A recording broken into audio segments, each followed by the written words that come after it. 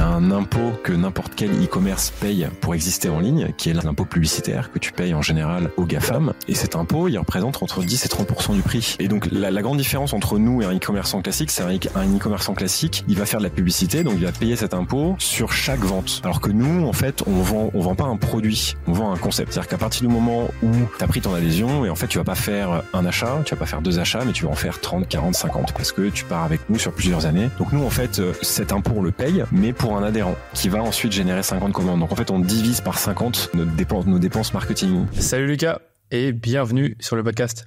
Merci d'avoir accepté mon invitation. Avec plaisir, enchanté Danilo, merci de me recevoir. Ouais, je t'en prie. Je pense que tu as déjà fait quelques podcasts, dont un récemment, Le Panier. Donc je suppose que tu es un peu habitué aux épisodes de podcast. Tu avais parlé de quoi sur Le Panier ? C'était assez généraliste.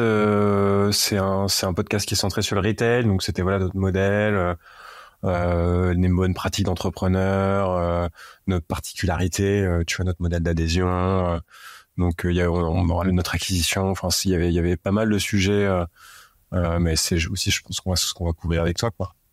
Oui, bien sûr, on va parler pas mal d'acquisition, c'est sûr. On va aussi parler de toi en tant qu'entrepreneur, ton parcours et de ta marque. Donc c'est la première partie de l'épisode, et ensuite en deuxième partie on va se focaliser sur là où vous êtes bon, donc l'acquisition sur les médias sociaux, principalement. Peut-être pour commencer, ce serait intéressant d'en savoir plus sur toi, sur ton parcours d'entrepreneur et sur La Fourche. Et voilà, je te laisse enchaîner. Ok, écoute, moi du coup j'ai 35 ans, je suis originaire d'Aix-en-Provence, d'une maman corse et d'un papa polono provençal. Et moi j'ai fait j'ai fait ma scolarité à Aix, après je suis venu à Paris, toujours eu envie d'entreprendre. C'est quelque chose qui me tiraillait un petit peu depuis mon arrivée dans la vie active. J'ai toujours eu des side projects, des trucs mais que j'arrivais pas vraiment à mener à bout parce que pas assez de temps et de bande passante. Et à 30 ans, le déclic aussi de se dire si je le fais pas maintenant, en fait je le ferai jamais. J'ai quitté mon boulot, j'ai retrouvé 2 de mes meilleurs amis et on a lancé La Fourche ensemble avec une ambition vraiment de faire quelque chose qui avait du sens, qui était pas seulement un projet qui pouvait marcher et trouver répondre à un besoin, trouver un marché, etc. Mais vraiment quelque chose qui puisse participer à la transition écologique, à la transition alimentaire. Donc c'est pour ça que c'est comme ça qu'on a monté La Fourche. D'accord. Et donc ça, c'était déjà un de tes intérêts personnels avant de lancer La Fourche ? Ouais, complètement. Moi, je suis tombé dans l'écologie en classe de 4e, où on avait, pour la petite anecdote, notre professeur de français nous avait demandé de faire un exposé, en cours de français, sur un thème libre. Et je me souviens que je me baladais dans la ville à Aix et j'étais tombé sur un magazine de WWF dans un kiosque qui parlait du réchauffement climatique. Donc c'était il y a 20 ans, il y a un peu plus de 20 ans. Et les conclusions étaient exactement les mêmes qu'aujourd'hui, les analyses étaient exactement les mêmes. Donc ça m'a fait flipper vraiment à l'époque.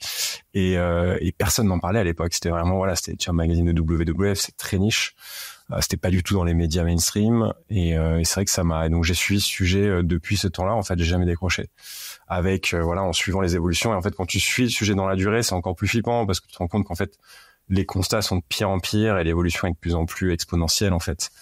Et alors que la prise de conscience, est relativement faible, à part, ces 2-3 dernières années où on commence vraiment à avoir des gens qui commencent à prendre le sujet en main, quoi. Mais donc voilà, une vraie volonté de faire avancer ces choses-là. Et après l'alimentation, pourquoi ? Parce que c'est un des leviers les plus importants du réchauffement. C'est entre 25 et 50%, des émissions de gaz à effet de serre. Et puis c'est un impact très important sur la biodiversité, sur les terres, l'utilisation des terres, etc.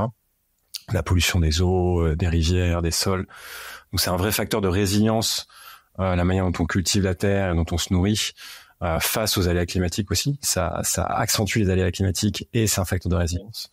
Et donc ça nous paraissait être une verticale hyper importante sur laquelle travailler pour pousser à la transition et pousser à une société qui soit plus respectueuse de l'environnement et aussi des relations sociales, parce que c'est des problématiques qui sont consubstantielles en fait à l'évolution climatique, quoi. D'accord. Et donc avec La Fourche, vous arrivez en fait à provoquer cette prise de conscience de par votre offre, dont tu vas, je pense, te parler dans quelques instants. Du coup, finalement, comment est née l'idée avec tes deux amis, si j'ai bien compris, avec qui tu as fondé le projet? Bah, on voulait faire quelque chose autour de l'alimentation. On voulait pousser, voilà, une alimentation plus vertueuse, meilleure pour la santé, mais aussi meilleure pour l'environnement. Le bio est devenu une évidence, même si à la fourche, on pousse pas forcément uniquement le bio. On pousse vraiment un ensemble de labels qui sont, tu vois, plus exigeants que le label bio. Mais pour nous, le bio, on considère ça comme un minimum en fait. Minimum, voilà, pour respecter la planète et faire ça de manière assez vertueuse. Et donc l'idée, c'était vraiment notre ambition dès le départ, c'est de faire déjà un service qui est mass market. On voulait pas s'adresser, tu vois, à une niche qui est déjà sursollicitée. Voilà, exactement, des personnes qui vivent en centre-ville, qui sont issues de classe, tu vois, CSP+, qui ont un pouvoir d'achat assez important, qui sont souvent très éveillés à ces problématiques, tu vois, parce que c'est les plus privilégiés, qui ont fait plus d'études, mais qui sont déjà, voilà, sursollicités par une multitude de services, de start-up, pour leur faciliter la vie, etc. Et qui ont déjà accès à quantité aussi de solutions. Enfin, tu vois, ces gens-là en centre-ville, enfin, moi, je considère faire partie de ces gens-là, parce que bah, j'habite, voilà, dans le centre-ville et bah, t'as un magasin bio, tu vois, tous les 300 mètres, tu vois, il y a des solutions, ça existe. Nous, on voulait vraiment s'adresser aux Français moyens, qui a pas les moyens d'aller en magasin bio parce que c'est trop cher, qui a pas de magasin bio forcément à côté de chez lui et il doit prendre la voiture pour y aller. Donc, il y a une notion d'accessibilité financière, il y a une notion d'accessibilité géographique. Et donc voilà, et l'idée c'était, quand on a commencé à réfléchir au modèle, c'était est-ce qu'on peut trouver un modèle de e-commerce, un modèle de retail où on écrase nos marges au maximum pour pouvoir faire profiter de ces produits-là au plus grand nombre avec des réductions. Et donc c'est là que le modèle d'adhésion qui existait déjà un peu, enfin qui il y a plein d'exemples, mais dans l'alimentation, tu vois, il existe par exemple avec Costco aux États-Unis, qui a une grande réussite, qui est pas exactement sur le même modèle, qui est aussi sur des logiques de déstockage, tu vois, avec des stocks qui tournent énormément, etc. Mais voilà, ce modèle d'adhésion nous paraissait hyper intéressant pour proposer des produits de qualité, des produits bio, made in France, sélectionnés, à des tarifs imbattables en fait, parce que l'adhésion nous permet, tu vois, d'écraser nos marges. Du coup, par rapport à ce modèle d'adhésion, j'aimerais bien que tu puisses nous en dire plus. Comment ça fonctionne exactement? Parce que je pense que c'est le cœur de ton business model, c'est que on s'inscrit, on a droit à, si j'ai bien compris, des réductions, à tout un accès aux produits. Et vous, en fait, ça permet d'écraser vos marges, comme tu le disais. Exactement. Alors en fait, le principe c'est que il y a une adhésion annuelle qui coûte 59 €, voilà, à l'année. Cette adhésion donne le droit d'accéder au catalogue, en fait, se faire livrer partout en France. La livraison est gratuite à partir d'un certain seuil de commande. Et donc c'est pas un système d'auto-ship. Tu vois, c'est pas un système où il y a un panier qui nous est envoyé. Ça donne le droit d'accéder au catalogue. Donc ça fonctionne un peu comme un club de consommateurs engagés. Une fois que vous avez votre adhésion, vous pouvez prendre vous pouvez faire autant de commandes que vous le souhaitez. Alors il y a 1 mois d'essai gratuit sans engagement pour essayer le service, faire 1, 2, 3 commandes avant de s'engager pour une année. Et qu'est-ce que ça nous apporte en fait, nous, cette adhésion? On dit souvent qu'on échange du pouvoir d'achat, qu'on échange de la fidélité contre du pouvoir d'achat. L'idée, c'est quoi? C'est de se dire que en fait, il y a une espèce de dîme, il y a un impôt que n'importe quel e-commerce paye pour apparaître, en fait, pour exister en ligne, qui est l'impôt payé, en fait, l'impôt publicitaire que tu payes en général aux GAFAM. Et cet impôt, il représente entre 10 et 30% du prix.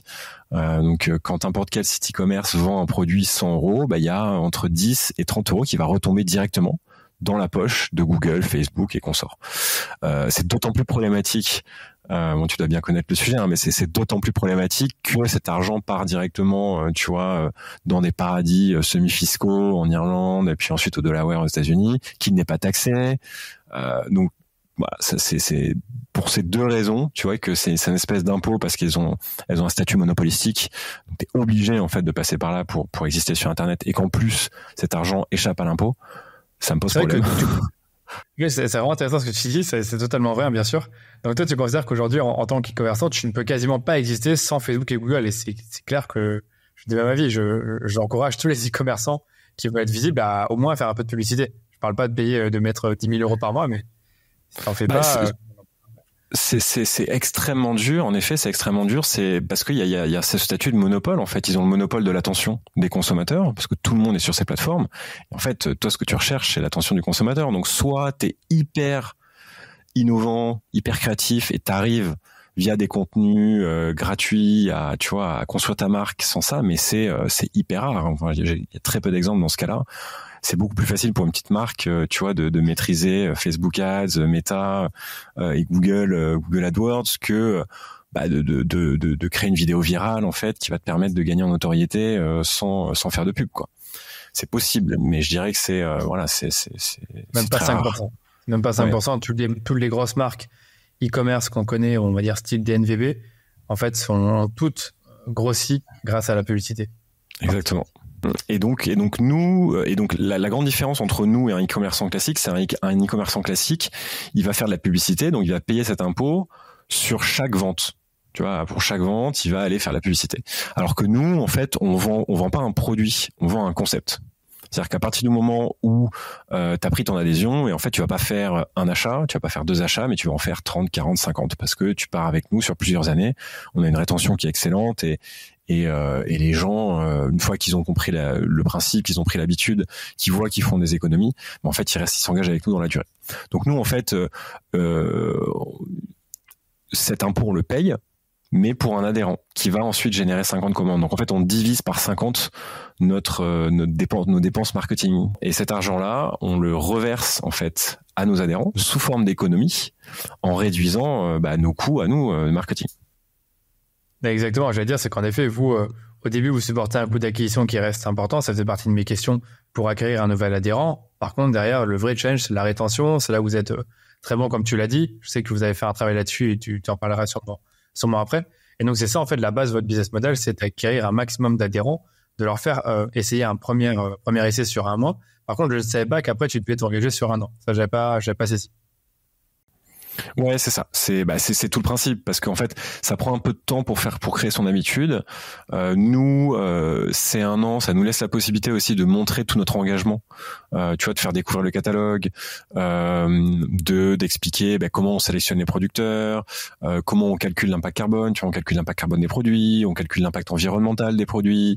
On pousse, des démarches qui sont vertueuses comme le zéro déchet, comme le vrac. Et quand t'es pas habitué à cette démarche-là, ou en Ile-de-France par exemple, on a un service de consigne.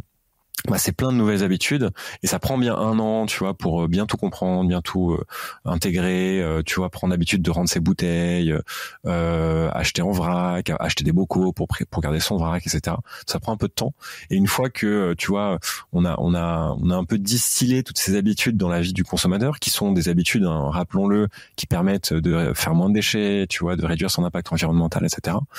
En fait la personne elle est hyper satisfaite parce que non seulement elle fait des économies, en plus elle baisse son empreinte environnementale, donc c'est tout bénef, quoi. Et il y a une dernière chose qui est que c'est pratique parce que tu te fais livrer, il y a un livreur qui arrive à ta porte, t'as ton créneau de livraison, ça reste, une charge mentale en moins, quoi.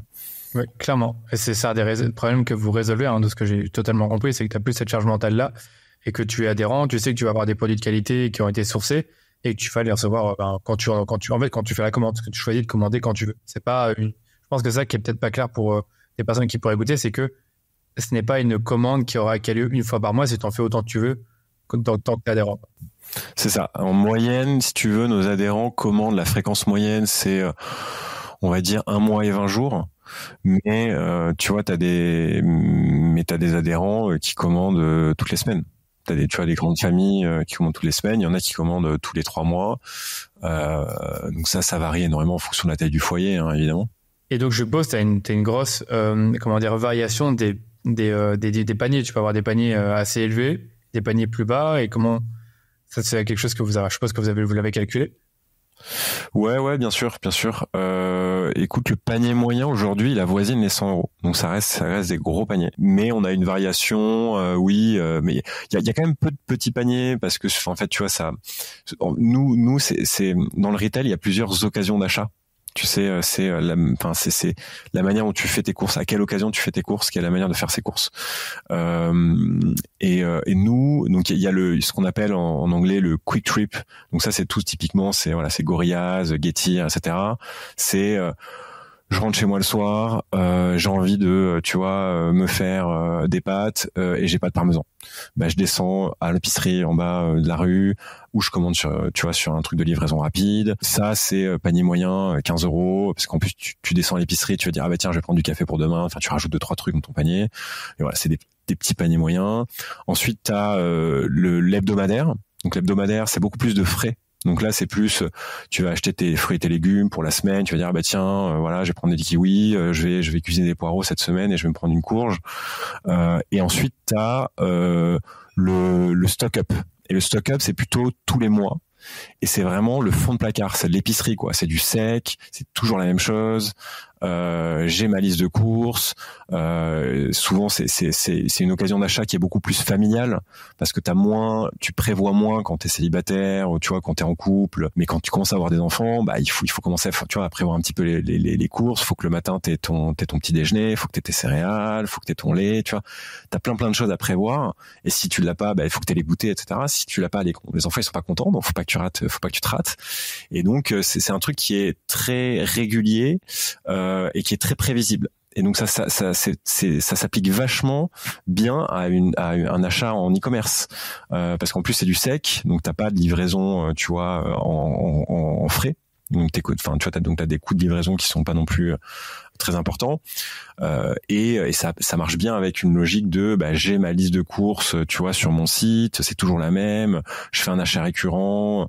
Voilà, c'est comme ça permet de faire des paniers moyens plus élevé, ça permet aussi d'amortir les coûts logistiques qui sont énormes. Oui, j'allais dire, c'est ça. Et puis même, comme tu disais, l'adhésion, c'est aussi quelque chose qui permet de votre côté, d'éliminer le coût marketing, en quelque sorte. Donc ça, c'est bien. Et après, évidemment, vous pouvez proposer justement des conditions de livraison plus avantageuses. Après, je vous divague un peu, mais est-ce que vous avez pensé à proposer à vos clients des commandes récurrentes qui s'activent, on va dire, par exemple, tous les mois pour des commandes habituelles ou des produits? Écoute, c'est une excellente question. On est en train de réfléchir sur le sujet. Donc, on est en train de voir justement si on fait, soit des fonctionnalités d'auto-ship ou sur certains produits, typiquement les couches, tu sais que t'en as besoin, tu vois, on t'en utilise tant, toutes les 2 semaines, faut que t'en rachètes, etc. Donc, des produits très récurrents ou des produits, ça marche bien aussi pour tout ce qui est produits d'hygiène. Tu vois, le dentifrice, la lessive, bon, en général, ta consommation, elle est assez linéaire. Donc on est en train de réfléchir à ça ou dans tous les cas un système, tu vois, par exemple on te remplirait automatiquement ton panier, on t'envoie une notif, votre panier est prêt, et après ce sera à toi de le compléter, tu vois, en fonction de tes besoins du mois, quoi.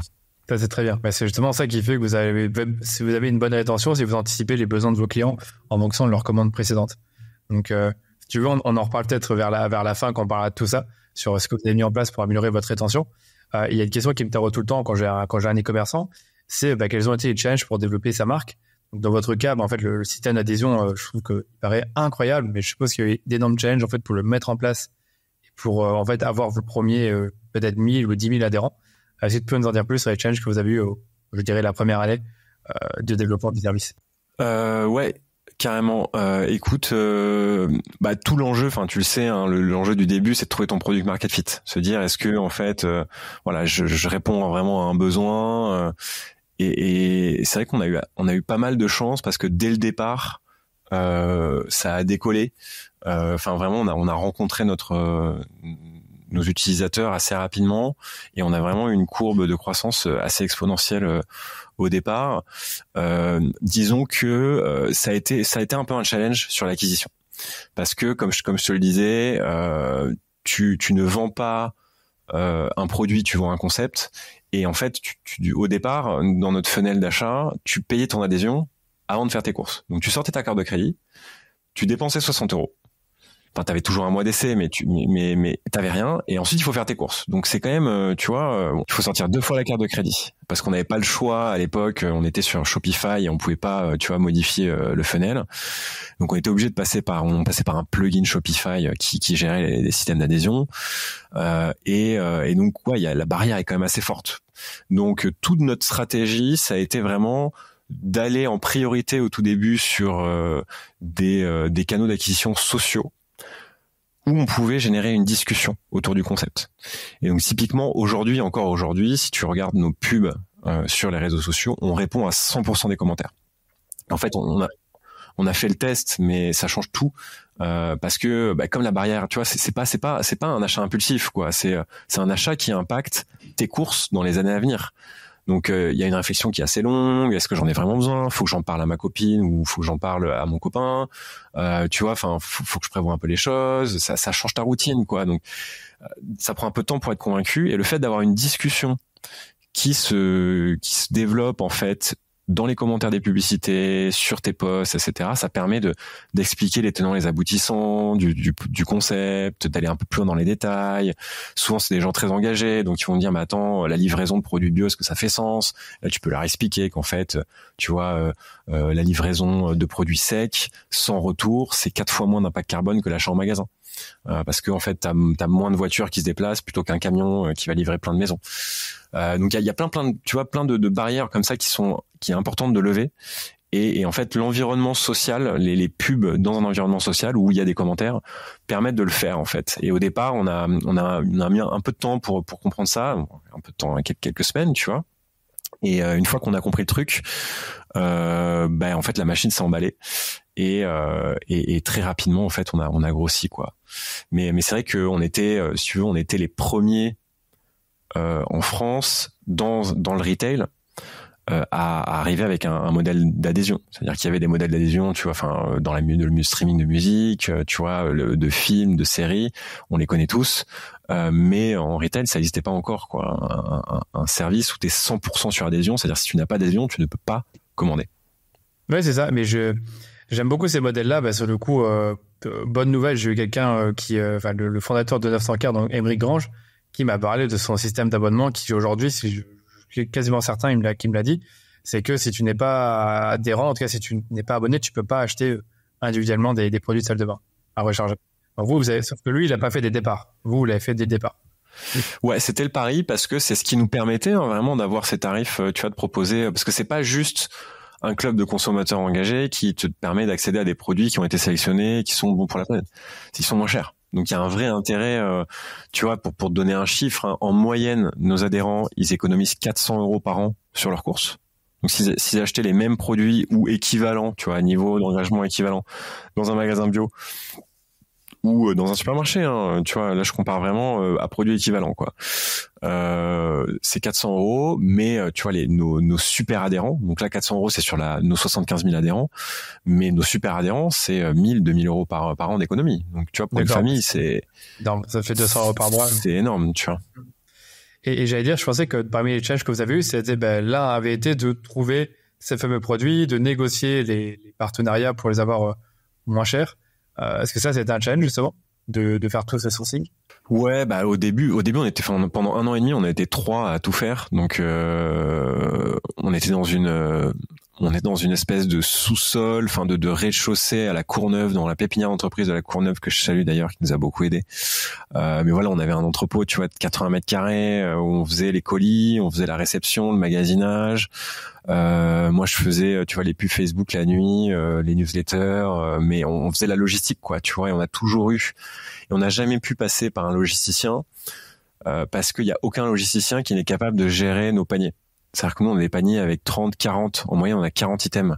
Ouais, donc il faut aller là, et ça n'arrête pas. C'est ça. Et en fait, les logisticiens, ils sont habitués, tu vois, à travailler avec des entreprises de dropshipping où en gros, t'as un produit. voire 2, 3 en moyenne, je crois que c'était. Et en fait, tu leur dis de faire des colis à 40 produits, ils savent pas faire, du coup ils te facturent plus cher que ce que tu pourrais le faire toi, quoi. Donc on a été obligé d'internaliser la logistique dès le départ. Mais bon, c'était un peu costaud.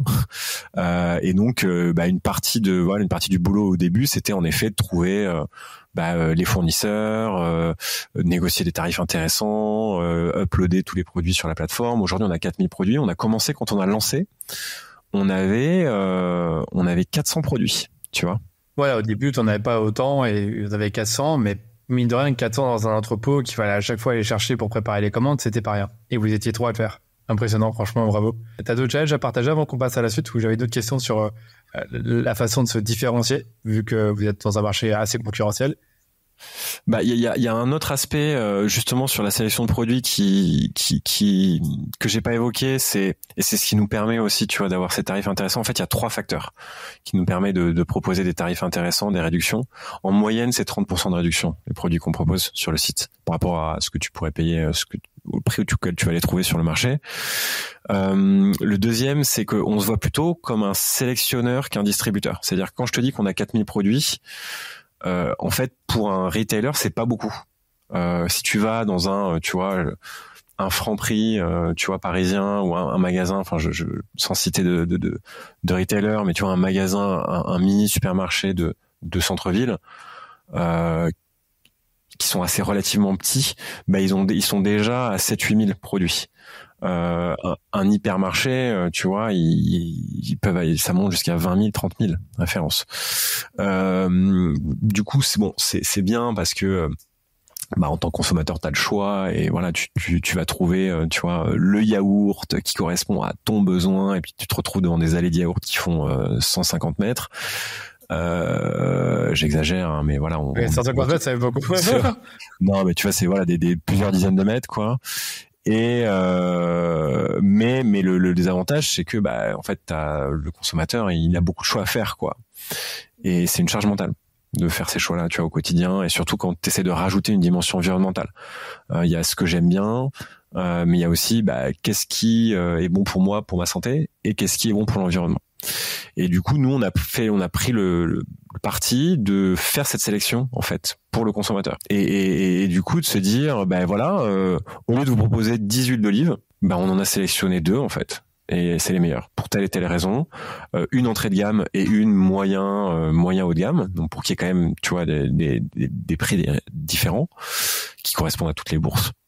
Et en fait, voilà, on a vraiment fait notre travail. On explique quelle est la démarche derrière, comment on sélectionne les produits, quelle est notre charte, tu vois, d'achat.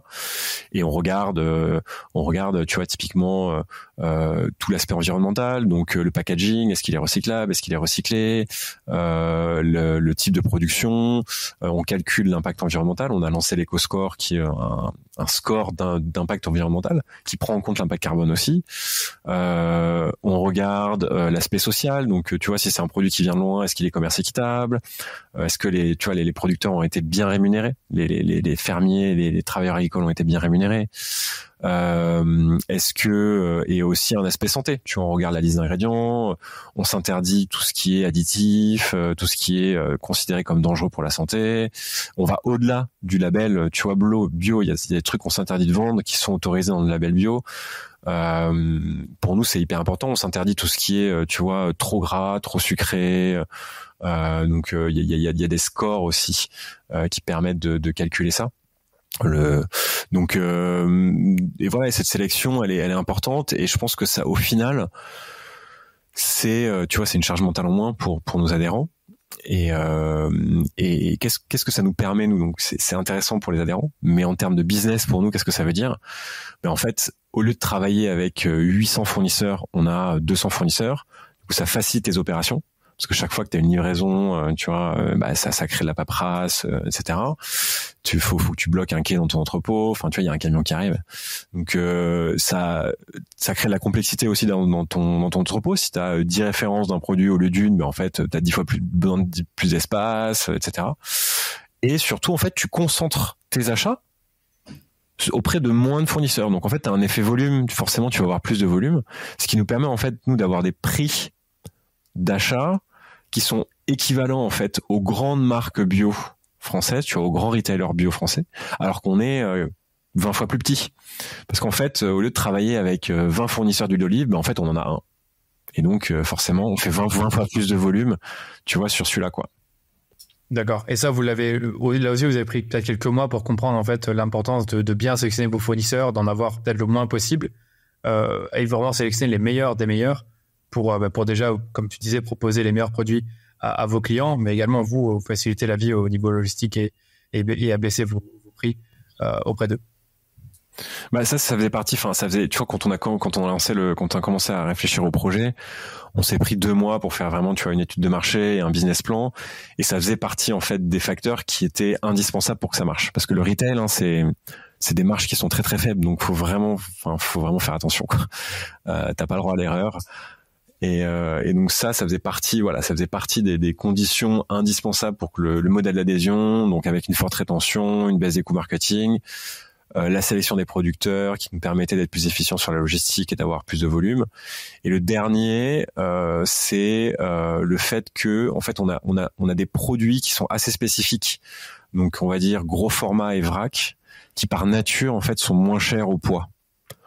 Tu vois, on est le premier distributeur de vrac en France en ligne. On a distribué 850 tonnes de produits en vrac l'année dernière.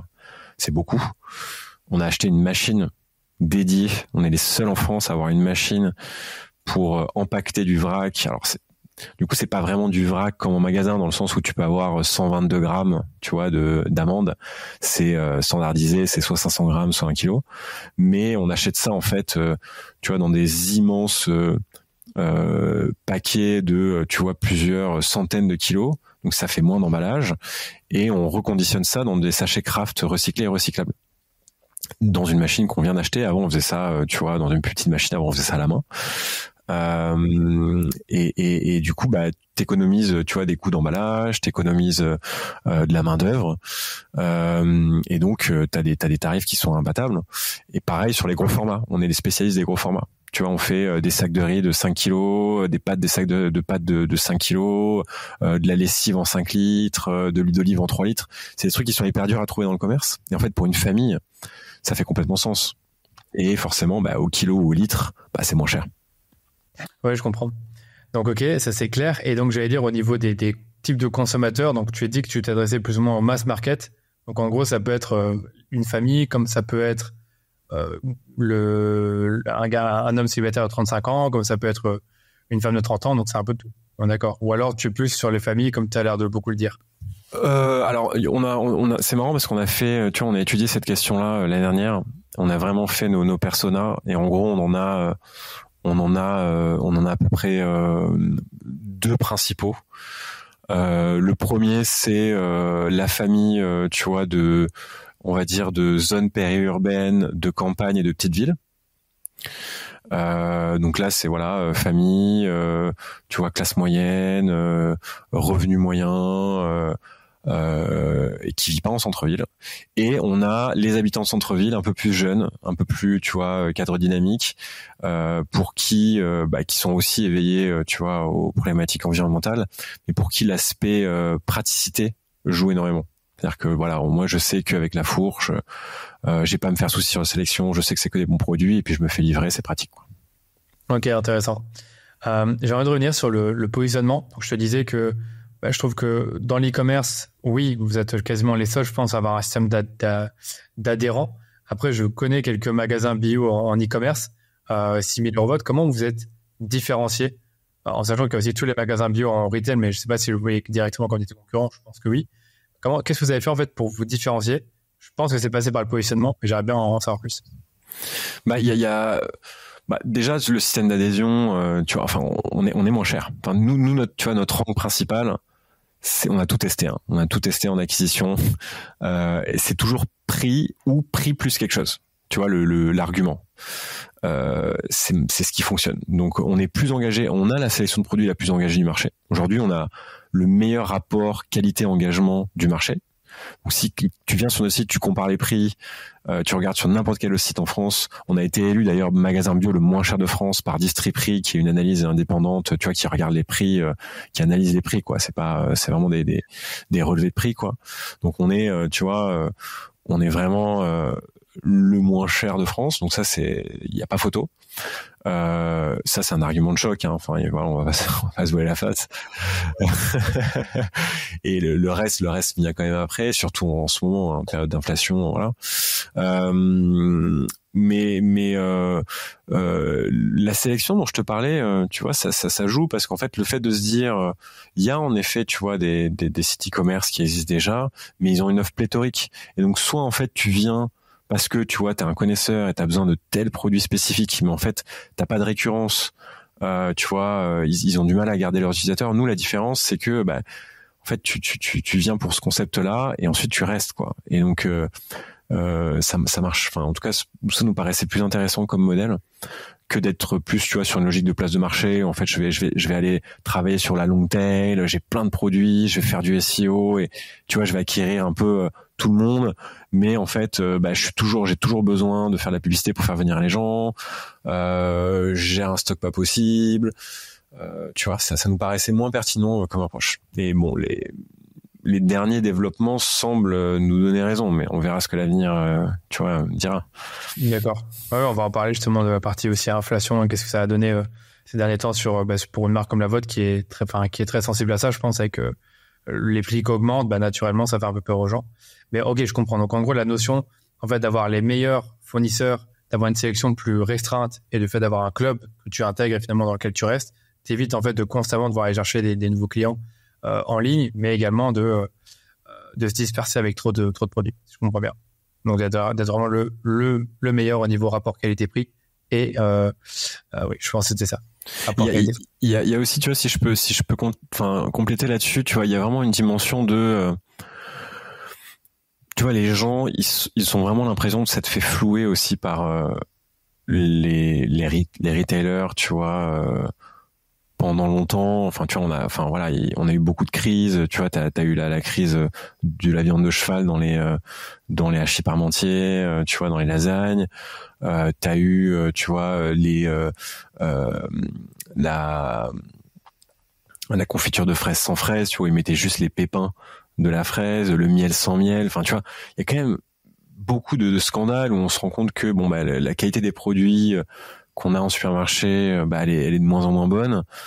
Et donc il y a une perte de confiance, tu vois. Et nous en fait, et surtout il y a un vrai problème, notamment en France, où on est une terre d'hypermarchés, on est une terre de grands retailers, tu vois, avec des grands noms internationaux qui sont créés sur notre territoire, que je ne citerai pas parce que tout le monde les connaît. Et en fait, le retailer, le distributeur, qui fait juste le lien entre le consommateur et le producteur, et en fait qui crée finalement assez peu de valeur, parce que toute la valeur elle est créée par l'agriculteur et par le transformateur, tu vois, qui va faire les produits. Mais en fait c'est lui qui s'est accaparé la plus grande partie de la valeur dans la chaîne, parce que il est devenu mastodonte, tu vois, et il arrive à écraser, tu vois, quand un Carrefour ou un Leclerc fait des négociations annuelles avec les fournisseurs, il les écrase parce qu'ils ont tellement des volumes monstrueux qu'ils leur disent mais vous voulez travailler avec nous, faut diviser vos prix par 3. Et tu vois, les agriculteurs sont pris à la gorge, et c'est pour ça qu'on a ces tarifs aujourd'hui, ces agriculteurs qui sont obligés de brûler, tu vois, de jeter leur production parce que les cours sont tellement bas, etc. C'est à cause de la pression des distributeurs. Et nous, on s'est dit, mais attends, c'est quand même aberrant ce système. En fait, t'as des gens qui sont au milieu, qui ont pris la part prépondérante, tu vois, qui se prennent toute la valeur, qui détruisent les agriculteurs en leur mettant la pression, et qui en plus, qui flouent les consommateurs en leur vendant des produits pourris, tu vois. Et en fait, nous, voilà, on avait vraiment envie de créer un retailer, un distributeur nouveau, d'un nouveau genre, en fait, qui est au service de la société, au service du bien-être commun, tu vois. Et au service des agriculteurs aussi. Nous, on veut remettre en fait au distributeur à sa place de juste intermédiaire, et pas, tu vois, à une place de mastodonte qui va jouer sur tous les tableaux et pouvoir gagner en fait sur tous les tableaux. Nous, on pense que le distributeur, il doit s'effacer, mettre en avant l'agriculteur et le transformateur qui fait tout le travail, la marque, et être au service du consommateur, tu vois. Et donc c'est ce qu'on a essayé de créer, et c'est pour ça qu'on veut réduire nos marges. C'est pour ça que nous, la logique, c'est vraiment qu'un distributeur réduise ses marges pour que à la fois les consommateurs payent moins et qu'à la fois les agriculteurs soient mieux payés aussi, tu vois. Et c'est toute la logique, elle est là. Et ça passe par, tu vois, beaucoup de transparence, beaucoup de pédagogie pour expliquer pourquoi le système marche pas aujourd'hui, pourquoi nous on fait les choses différemment. Et c'est un peu ce qu'on essaie de faire. Et quand tu as compris ça en tant que consommateur, c'est pour ça aussi qu'on a une bonne rétention. Tu te dis, bah ouais, ce système il est hyper vertueux et pourquoi j'irai ailleurs, quoi. Surtout, pourquoi j'irai continuer d'acheter chez des gens en fait qui se sont foutus de ma gueule pendant 30 ans, quoi. Ouais, c'est franchement, je suis en train de réfléchir à ce que tu me dis, ça provoque vraiment une vraie prise de conscience, mais comme tu dis, c'est peut-être pas facile à expliquer comme ça sur une simple page web. Il faut aussi c'est un message qu'il faut faire passer de plusieurs manières, par la presse, par tout ce que tu veux. Donc c'est pas simple du tout, je pense. Bah, c'est pour ça qu'on rentre par le prix, tu vois. Et ensuite, t'as le temps d'expliquer via du CRM, tu vois, via des différents messages qui sont distillés au cours de ta vie d'utilisateur. T'as le temps d'expliquer tout ça, quoi. D'accord. Et donc ça, finalement, ce que tu m'as dit là, c'est des choses que vous expliquez dans vos emails marketing. Ouais, clairement. Ouais, clairement. On essaiera franchement d'en parler un tout petit peu vers la fin parce que c'est vraiment intéressant sur la partie rétention. Donc si tu veux, on peut passer directement à la partie acquisition et je vais pas traîner. Quand vous avez démarré, vous avez commencé par quel canal d'acquisition? Et puis après, on fera le point aujourd'hui en 2023. Qu'est-ce que vous avez gardé? Qu'est-ce qui fonctionne le mieux? Bah, comme je te le disais au départ, on était très social parce que voilà, ça te permet de générer des conversations. Donc moi je viens d'agence marketing digital. Donc voilà, c'était vraiment mon domaine. Donc dès le départ, on a fait voilà beaucoup de méta, un petit peu de Google, qu'on a eu du mal à craquer au début parce que justement Google sur des termes génériques. Tu vois, magasin bio, course bio, ce genre de choses, ça marchait plutôt bien. Parce que là, on avait une proposition de concept et on pouvait expliquer sur une landing, tu vois, un petit peu les avantages de notre solution. Mais sur des produits beaucoup plus compliqués. Parce que la personne, en fait, elle veut acheter une bouteille d'huile d'olive et tu dis, ah, tu veux acheter une bouteille d'huile d'olive? Bah, d'abord, il faut prendre une adhésion de 59 €. Ah bah non, moi, je voulais juste acheter une bouteille. Tu vois, donc ça, c'est plus compliqué. Donc, notre locomotive, au début, c'était vraiment, ouais, méta. Un petit au tout début, ce qui a pas mal marché d'ailleurs pour ceux qui lancent leur boîte ou leur service, c'était tout ce qui facilitait en fait la reconnaissance des pairs, tu vois, tout ce qui validait en fait socialement notre modèle. Donc dès qu'on avait un article dans un petit blog, dans un jeu, donc on a fait pas mal de RP au début. Moi j'ai fait pas mal de RP. On a eu quelques petits articles et en fait ces articles-là on les sponsorisait sur les réseaux sociaux. Ils menaient même pas, tu vois, vers notre site. Enfin, c'était vraiment, ça t'emmenait vers l'article. Et en fait, ça générait énormément de conversions parce que, on était validé par, comme le concept est un peu compliqué à comprendre et qu'on avait des articles qui étaient relativement élogieux. Bon, ça marche que quand t'as un concept qui est un peu différenciant, c'est sûr. Mais ça nous a vachement aidé au début. Donc beaucoup de sponsors d'articles, puis de créa autour du concept. Et rapidement, on a lancé l'influence aussi, qui est devenu, tu vois, un de nos premiers canaux d'acquisition. Donc c'était vraiment ce triptyque Meta, Google, AdWords. On pouvait pas faire de shopping à l'époque. Et influence. Et après, on s'est développé, tu vois, on a testé plein de choses, quoi. Oui, tu m'avais dit, pour en parler rapidement, vous avez testé Pinterest, je pense, pas trop marché. Ouais, alors on a testé Pinterest. Ce qu'on s'était dit, c'est que nous, Pinterest, on n'a jamais réussi parce que, alors, on pensait que, tu vois, l'univers de la food est quand même relativement prône, tu vois, à fonctionner sur Pinterest parce que c'est des belles images, c'est une plateforme qui est très visuelle, Pinterest, mais on n'a jamais réussi à craquer le truc. Moi, je pense que ça fonctionne plus sur des trucs voilà qui sont vraiment design, tu vois, des marques soit de vêtements, soit dans l'architecture, enfin voilà, ou des paniers moyens plus élevés aussi, mais dans notre cas, on n'a jamais vraiment réussi à avoir des coûts d'acquisition qui avoisinaient ceux de Meta par exemple ou de Google. Rapidement, on a lancé Shopping avec un petit tweak sur notre fenêtre d'acquisition où on pouvait en fait ajouter. En fait, au départ, on pouvait pas apparaître sur Shopping parce que il fallait en fait prendre l'adhésion, tu vois, pour acheter. Et donc c'était contre les guidelines de Google Shopping.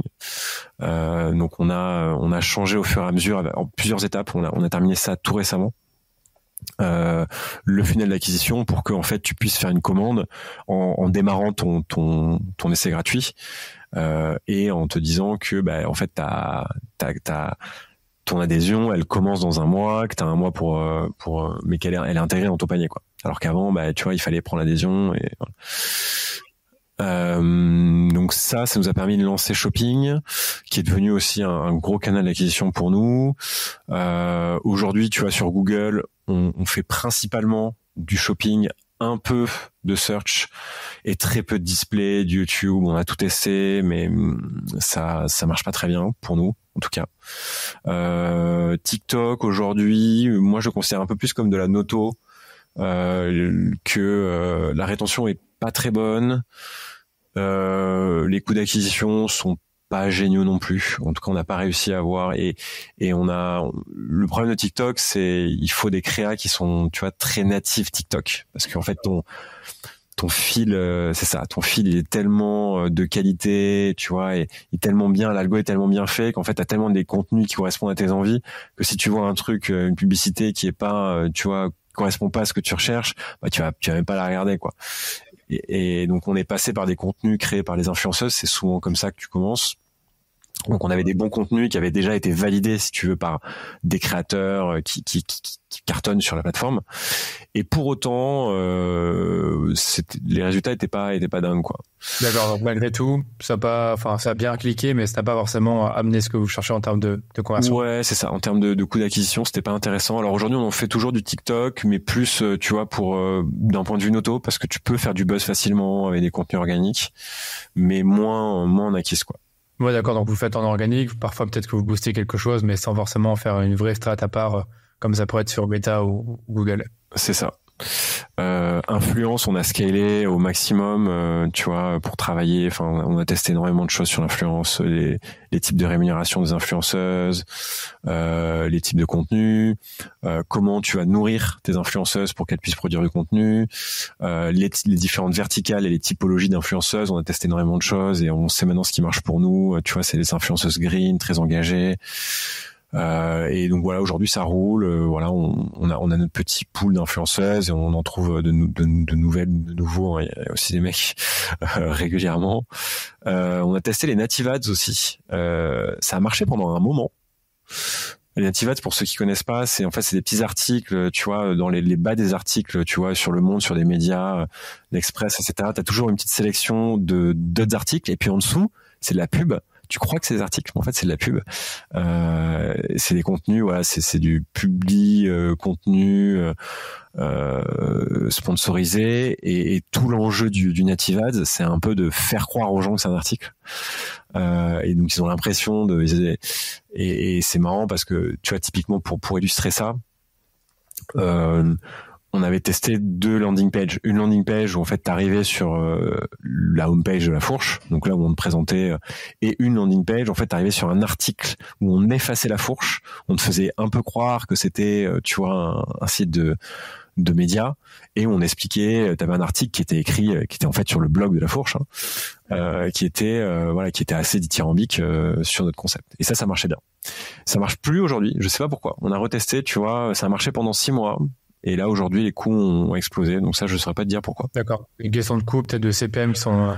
ouais, c'est ça. Les CPM ont augmenté. Notre CTR, tu vois, c'est a baissé. Donc, je saurais pas. On est en train de creuser, là, tu vois, avec les équipes pour essayer de comprendre. C'est ça. Est-ce qu'ils ont je pense que tu parles de Outbrain ou Taboola. Je pense qu'eux, ils ont des consultants pour vous aider. Donc, tu sais jamais ce qui peut vraiment avoir changé. Peut-être que c'est juste un paramétrage ou...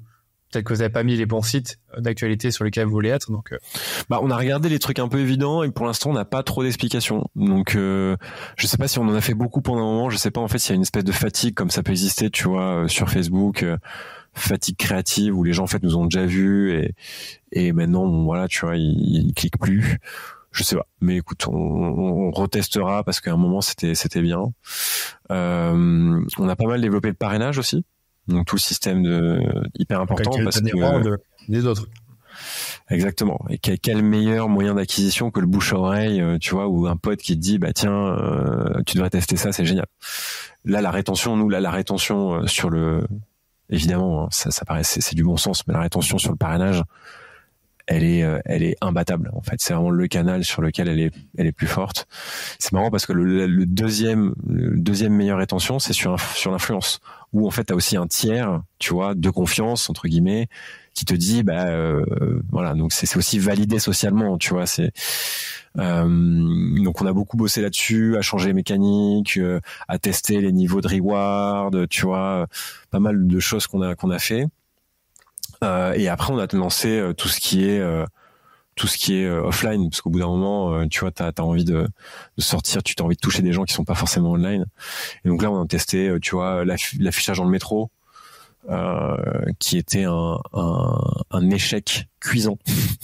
Pour te C'est marrant ce que tu disais tout à l'heure que t'étais pas trop dans les, enfin, que vous étiez plus sur le mass market. Donc, du coup, là, sur le métro à Paris, c'est un peu différent.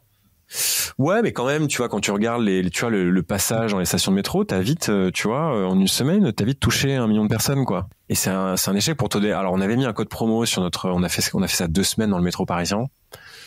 On avait un code promo qui était un beau code promo en plus, tu vois, genre 20 ou 30 euros de réduction sur l'adhésion. On a eu 2 adhésions. Je sais pas si tu pourrais me dire le prix que tu as payé pour cette campagne, mais c'est un peu. C'est au-delà de 10 000 euros. Donc, si tu veux, le coût d'acquisition, là, il est un peu très bon, quoi. Il était à 5 000 euros. Ouais, quand j'ai présenté ça, tu vois, à mes associés, ils sont bien foutus de ma gueule. En fait, c'est des choses, bon, moi, vous savez que c'est pas terrible. Par contre, tu parlais aussi de TV, non? C'est possible que tu m'en aies parlé? Ouais, on a fait la télé. Donc, la télé, c'est quelque chose qu'on continue à faire. Alors, c'est cher. La télé, c'est cher, mais on a remarqué plusieurs choses. La première, c'est que tu as un effet hyper positif sur ton acquisition online. Donc, en fait, globalement, tu as tes coûts d'acquisition online pendant tes campagnes TV. Déjà, ce qu'on m'a dit, ça, ouais. Ouais, ça c'est vrai. Pendant tes campagnes TV, ouais. Pendant tes campagnes TV, et puis t'as un peu une longue traîne aussi. Ça dure, tu vois, pendant quelques jours après. T'as tes coûts qui baissent. T'as quand même du trafic qui vient sur le site, qui est relativement qualifié parce qu'ils ont vu une publicité, que tu vas retargeter. Donc ton retargeting explose et marche à fond pendant tes campagnes. Donc quand tu fais à la fois les acquisitions directes, donc les gens qui ont vu donc maintenant il y a des outils pour mesurer ça. Il y a des outils qui te permettent, tu vois, à chaque post TV, de lier le trafic, les conversions sur ton site, etc. Donc t'as des acquisitions directes, mais quand tu regardes l'indirect, donc voilà, le trafic, les gens que tu retargetes, c'est pas si mal que ça. Et surtout, ça te permet en termes de noto, tu travailles ton haut de funnel. Il y a un moment aussi, il faut regarder un peu au-delà de la perf vraiment bas de funnel et se dire bon, en fait là, j'investis dans ma croissance future parce que j'insère une petite graine, tu vois, de connaissance de mon service dans la tête des gens, et en fait, dans 1 an, et quand ils m'auront vu 2-3 fois en plus, ils viendront sur les canaux d'acquisition online, quoi. Totalement d'accord avec toi. Petite question subsidiaire sur la TV. Est-ce que les pubs TV que vous diffusez, vous les rediffusez ensuite sur vos réseaux? Ouais, complètement. On fait, nous, ça, c'est une pratique qu'on applique depuis le début. S'il y a un contenu qui est créé, il est multicanal, multiplateforme. Ça veut dire que si on fait une pub, en fait, on fait une version YouTube, on fait une version Insta, on fait une version Facebook, la télé, pareil. Donc, quand on a fait nos 2 spots, on a fait 2 spots, il y avait, tu vois, un photographe qui était là pour faire des pubs online. On a fait plein de formats différents, tu vois, pour aussi des pubs online. Donc complètement, il faut le faire. Je conseille à tout le monde de le faire parce qu'en fait, sinon, si tu te retrouves à créer du contenu pour toutes les plateformes, tu t'en sors pas. Moi, j'allais dire, est-ce que tu as un conseil justement à donner pour ceux qui nous écoutent, s'ils veulent faire des contenus multiplateformes, et notamment justement en dehors des plateformes sociales, les heures à éviter, les choses à prévoir? C'est très spécifique quand même. C'est très spécifique à chaque plateforme. Bon, par exemple, tu vois, sur Meta, il y a plein de choses qui expliquent ça, mais tu vois, le hook, tes 2 premières secondes, c'est le plus important. Tu vois, c'est là où tu vas catcher l'attention. T'es sur un feed, il faut catcher l'attention de l'utilisateur. Et en fait, pour chaque concept vidéo que tu vas faire, il faut faire plusieurs hooks. Et c'est ça que tu vas tester. Et c'est toujours ta loi de Pareto, tu vois. C'est genre, c'est quoi ton 80-20? C'est les 20% d'efforts que tu vas mettre qui vont apporter 80% en fait des résultats? Sur l'online, c'est vraiment les premières secondes. Et après, il y a évidemment qu'il y a les bonnes pratiques à respecter. Faut qu'il y ait ton logo qui soit présent dès le début. Idéalement, faut que tu entendes aussi, tu vois, ta marque dès le début. Typiquement sur la TV, pour les pure players, il y a aussi des guidelines qui sont très précis. Pareil, tu vois, il faut qu'on entende le nom de ta marque dans les 2 premières secondes, parce qu'en fait, les gens ils regardent. Si t'as souvent, tu vois, t'as du multitasking. Où en fait, les gens ils sont sur leur téléphone pendant qu'il y a les pubs. Donc en fait, au moins, ils regardent la nouvelle pub, ils entendent le nom de ta marque, ça suffit en fait. Tu vois, t'as réussi quoi. Il faut que le logo soit présent dès le départ. Il faut que pour bien expliquer que t'es un retailer, il faut que pendant la pub, on voit un écran avec une prise de commande, sinon le lien se fait pas forcément. À la fin, il faut que tu aies une souris qui clique sur un sitier, tu vois. Sinon, les gens comprennent pas. Tu vois, il y a plein de petits trucs comme ça à respecter, et tu vois vraiment, tu le vois à la perf. Alors pour la petite anecdote, nous on a fait 2 spots télé. Il y en a un où on s'est dit, on va être un peu plus inspirationnel, on va être un peu plus, tu vois, un peu moins dans les codes Direct TV qui sont un peu bourrins, quoi. Alors il faut qu'il y ait ma marque dès le départ, faut voir que ça bride un peu ta créativité. Si tu vois quelqu'un faire une commande, t'as 20 secondes, tu vois. Nous c'est des spots qui sont short, qui sont courts. Je vais arrêter les anglicismes. Et en fait, on a eu 30% de performance avec ce nouveau post par rapport à un autre post, un autre spot télé qu'on avait fait. Donc en fait, la créa joue énormément en télé, quoi. D'accord. Par contre, moi, je t'ai pas bien suivi. Tu as eu 30% de performance quand tu as changé la façon de faire la publicité et de ne pas montrer le funnel d'achat. Je n'ai pas bien compris. C'était un spot qui était différent. Donc c'était une histoire différente, etc. Mais en fait, on va dire qu'on n'avait pas respecté à la lettre tous les guidelines les guidelines Direct TV pure payer. Donc c'est vraiment pour faire venir les gens sur ton site. Voilà, il faut que tu vois, t'aies le nom de ta marque, tout ce que je viens de te dire. On n'avait pas tout respecté. Typiquement, on n'avait pas la marque dans les 2 premières secondes, etc. Et ces petits changements-là nous ont fait perdre 30% de perf. Donc quand je te dis perf, c'est vraiment des conversions et du trafic. Hein. D'accord. Donc là, c'est à l'inverse. Parfois, qu'il ne faut pas dévier des guidelines. Alors que sur Facebook, parfois, on peut dévier un tout petit peu, même si les 3 premières secondes sont hyper importantes. Et le fait de nommer sa marque et parler de son produit dans les 5 premières secondes, c'est ultra important aussi. OK. Moi, ce que je regarde, ce que tu dis, c'est que bien évidemment, il faut prévoir toute la production avec une équipe de photographes, de monteurs, mais que tu ne vas pas reprendre une pub TV telle quelle et la mettre sur Facebook et changer de format. Chose qu'on pourrait peut-être penser. Il faut la réadapter. Faut la remonter, ouais. Ouais, complètement. Sinon, ça marche pas. C'est pas du tout les mêmes logiques. Enfin, est-ce que ce concept-là tourne aussi sur Facebook? Ouais, complètement. Alors, c'est notre ancienne pub, donc elle a pas mal tourné sur Facebook. Et au bout d'un moment, tu vois, tu dois bien le savoir, quand t'as une créa qui tourne beaucoup, sa performance baisse. Donc, je crois qu'on l'a arrêté celle-là. Ok, complètement. C'est pas grave. C'est juste par curiosité pour moi sur le coup, parce qu'après, chacun doit aller dans la bibliothèque publicitaire la chercher, mais c'est pas grave. Ok, déjà, c'est hyper intéressant ce que tu nous as donné comme insight. Donc, en gros, aujourd'hui, je retiens que vous avez quasiment tout testé, que là où vous êtes les meilleurs, c'est Meta, Google, influence, parrainage, il y a de la TV aussi, et derrière, un peu de TikTok en organique. Donc, c'est déjà pas mal. J'avais oublié justement de te poser la question avant qu'on passe sur vraiment la partie Meta. C'est qu'aujourd'hui, vous gérez toute l'acquisition en interne. C'est bien ça? Ouais, complètement. Ça, c'est un choix, tu vois, un choix personnel. Dès le départ, comme je te disais, moi j'ai bossé en agence, donc c'était vraiment mes compétences, et je me sentais capable, tu vois, de former en fait, tu vois, mes équipes, et donc aujourd'hui voilà, on a une petite équipe, on a une head of growth, une responsable plutôt environnement Google, une responsable plutôt environnement Meta, et un responsable nouveau test en fait qui va tu vois lancer, par exemple là on fait pas mal d'affiliation qui est un peu de l'influence old school quoi, avec des blogs, ce genre de choses, où tu vois là on lance par exemple les événements, des salons, etc.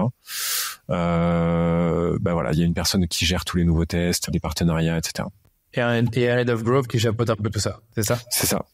Ok, d'accord. Et l'influence, c'est géré par Ah, et l'influence. Alors l'influence c'est particulier, c'est une bonne question. C'est à la com chez nous, mais pour des raisons, on va dire historiques, pas forcément des raisons de, tu vois, d'organisation. Ça fait pas forcément sens d'un point de vue organisationnel, mais ouais, historiquement en fait c'était géré à la com et ça fonctionne très bien chez nous.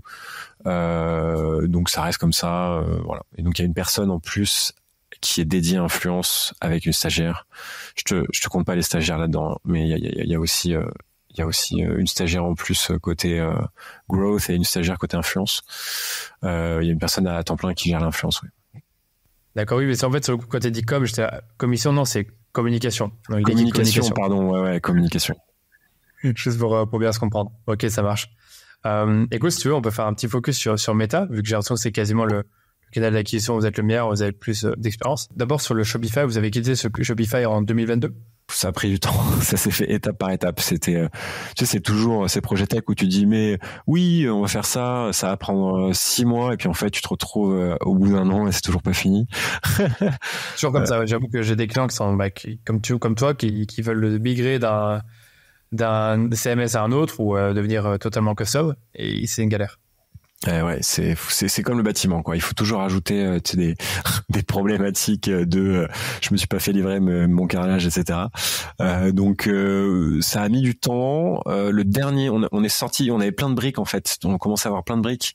Donc on a sorti, tu vois, typiquement la brique CRM pour le plugger. On est passé sur Silus, qui est un framework open source d'origine polonaise, je crois d'ailleurs. Et le dernier bout, c'était en 2022, c'était le funnel d'achat, qui est le truc le plus, tu vois, complexe et page panier, page commande, tu veux dire, hein, pour bien qu'on se suive. C'est après ouais, enfin c'est vraiment j'ai mon panier rempli, je clique sur valider mon panier et là j'arrive sur la livraison, le paiement tu vois, donc c'est vraiment la fin de. Et en fait ce funnel là sur Shopify, tu peux pas y toucher. Tu peux rien faire. Oui, c'est vrai, oui, mais c'est vrai que ça, tu peux rien faire, oui. Genre, on connaît tous la page de paiement sur Shopify, elle est très connue maintenant, et donc ça, c'est seulement en 2022 que vous avez commencé à la modifier, et ça a été game changer, si je comprends bien. Ouais, parce que là, on a pu rajouter, en fait, l'adhésion. Tu vois, faire un funnel avec une adhésion, ça c'est vraiment ce qu'on voulait faire depuis longtemps et qu'on pouvait pas faire pour shopping, voilà. Et en fait, avant, on avait un système un peu hybride où tu payais quand même ton adhésion, mais après, enfin, tu vois, c'était pas très bien fait. Il y avait une page pour faire la commande, quoi. Ouais, alors, c'est ça. Et là, vraiment, tu rentres une fois ta carte de crédit, tu vois, c'est beaucoup plus facile pour l'utilisateur, etc. Donc ça, on a gagné en taux de conversion, tu vois, là, on est encore en train de regarder les chiffres. Ça varie, mais c'est du 30 à 40%, tu vois, de taux de conversion qu'on a gagné grâce à ça, quoi. D'accord, ouais, c'est quand même pas mal. C'est quasiment presque doublé. Enfin, pas doublé, mais en tout cas, c'est pas mal. Et donc ça, c'était important. Puis après, tu as parlé de la créa. Je sais pas si c'est quelque chose que tu veux dire. Est-ce que c'est quelque chose que vous avez fait aussi en interne, le fait de développer des nouvelles créas? Qu'est-ce que vous avez appris là-dessus? Alors on a commencé avec on a toujours fait en interne, mais à un moment on s'est dit on va aller accélérer, puis on va aller chercher les compétences là où elles sont. Donc on a fait pas mal de tests avec des agences qui sont spécialisées là-dedans, tu vois, dans des contenus, réseaux sociaux, etc. Avec plus ou moins de succès. Notre conviction aujourd'hui, c'est qu'on veut internaliser au maximum. Donc là, l'objectif, c'est vraiment de faire nos propres contenus et tu vois, d'avoir un monteur, quelqu'un qui filme, tu vois, c'est pas évident, mais je pense que, enfin, sur ces sujets tellement critiques, t'as envie d'avoir les compétences en interne. Ouais.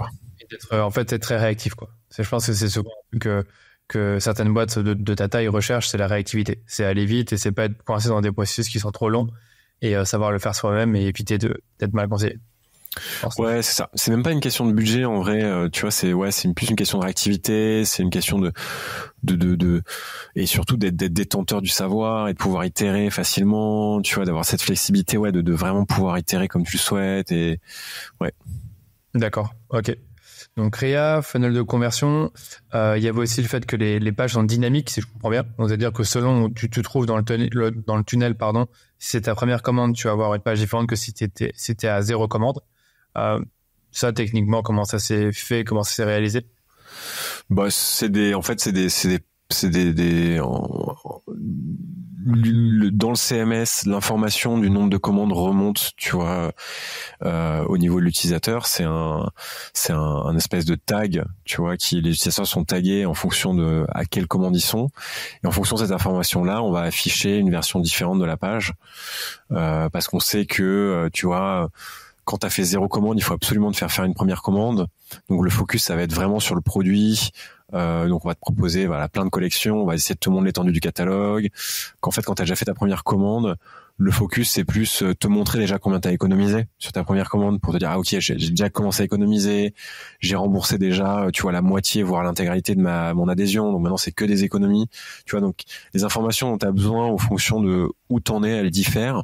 En tout cas, c'est ce qu'on a testé. Tout ça, c'est des tests. Hein. Tu vois, il y a de l'intuition, mais il y a aussi on teste, on fait des A/B tests, on regarde les résultats. Tu vois. D'accord. Ok. Non, moi, je me pose la question parce que je trouve que c'est une idée très intelligente et je me demande dans quelle mesure c'est, on va dire, quelque chose qui est applicable à tout un chacun. C'est-à-dire là, sur le coup, vous êtes en dehors de Shopify, donc j'ai l'impression que c'est plus complexe à mettre en place que sur un simple Shopify. Ouais. Alors ça, j'avoue qu'on pouvait pas le faire sur Shopify.